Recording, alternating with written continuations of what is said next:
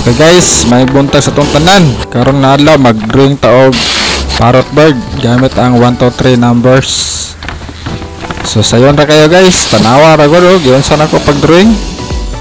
Sayon lang magsulat ra taog 1 to 3 nga numero. So sayon ra kayo sunon, wala lang siya kasayon. Basic drawing lang ta guys, importante nga sayon lang. Tinata na mga lisod nga drawing kay maglisod ng taong saan pagsuon pod. Wala lang siya kasayon, butangan na to sungo-sungo, kadugayan maporma gining langgam kadugayan. Yung wala ra gyud kasayon ang mag-drawing. Basic ra kayo.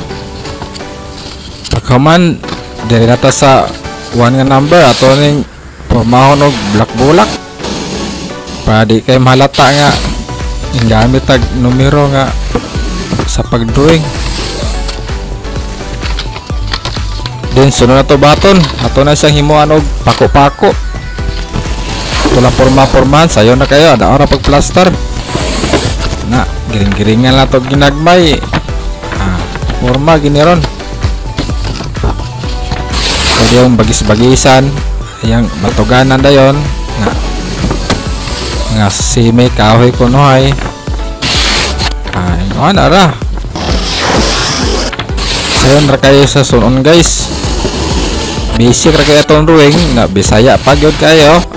Saro di ta kasabot. Bating sayo na ra gyud. Butangan itong TLTL. Padulong kini mahuman ron. Gamay na lang gyud kulang. Then sumpayan na nato siya og ikog.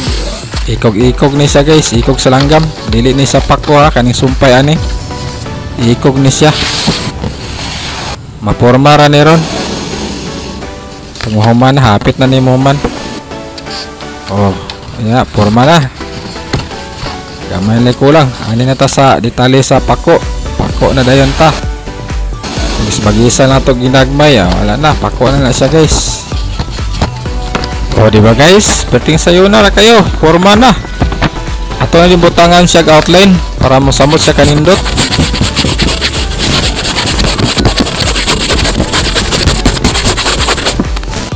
So yun lang guys, thank you sa panonood ng mga videos and God bless po sa ating lahat.